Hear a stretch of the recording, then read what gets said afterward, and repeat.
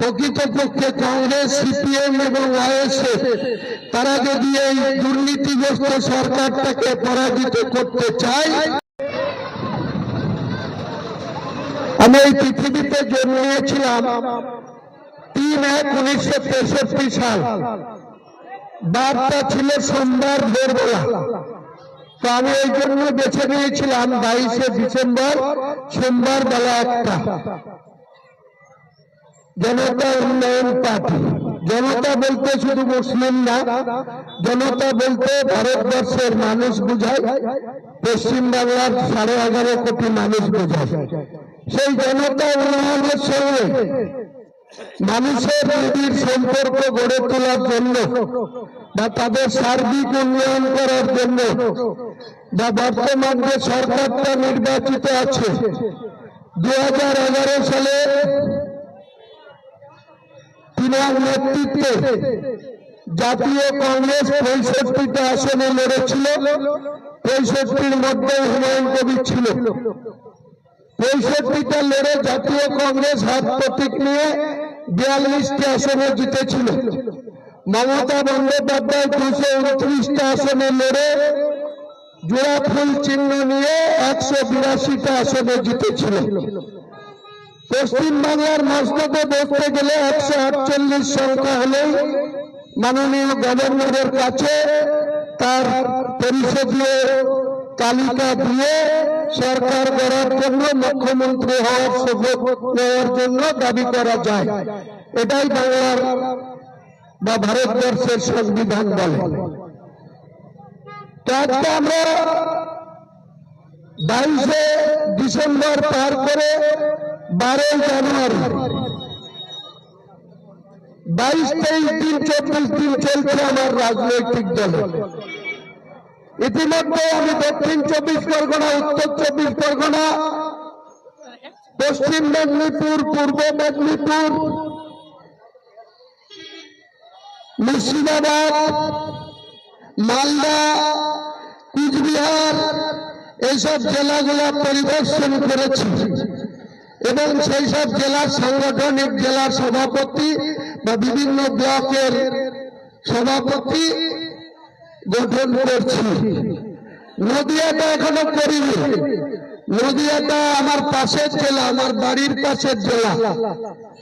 আমার এখান থেকে ঢিলছুড়া দূরে বাড়ি। রামনগর ঘাট পার হয়ে 5 কিলোমিটারের জায়গায় মানিকপুর মোড়ে আমার বাড়ি। নদিয়াটা আমার নিজের জায়গায় মনে করি।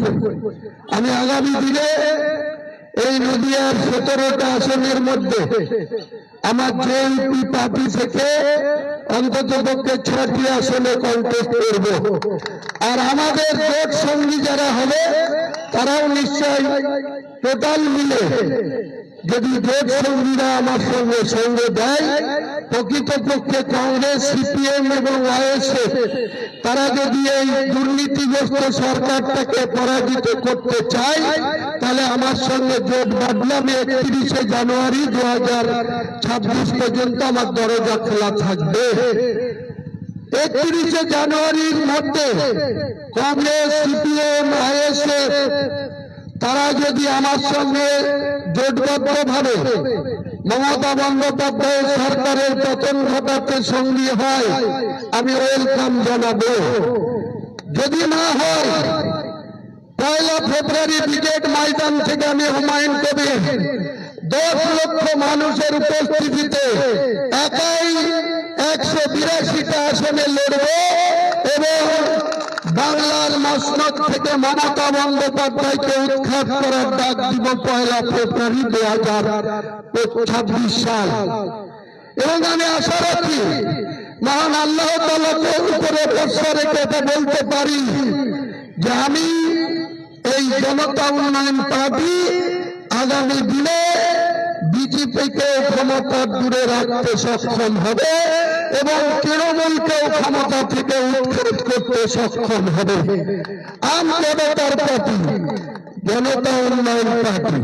তাই আগামী দিনে আমি যারা চাই বাংলায় দুর্নীতিগ্রস্ত সরকারকে পরাস্ত করতে, চাকরি বিক্রি করা সরকারকে পরাস্ত করতে, 25,752 জনের 8 বছর ধরে চাকরি করার পর সুপ্রিম কোর্টের নির্দেশে চাকরি খারিজ হওয়ার পর মমতা ব্যানার্জি বলেছিল panel A, panel B, panel C, panel E নাকি রেডি আছে।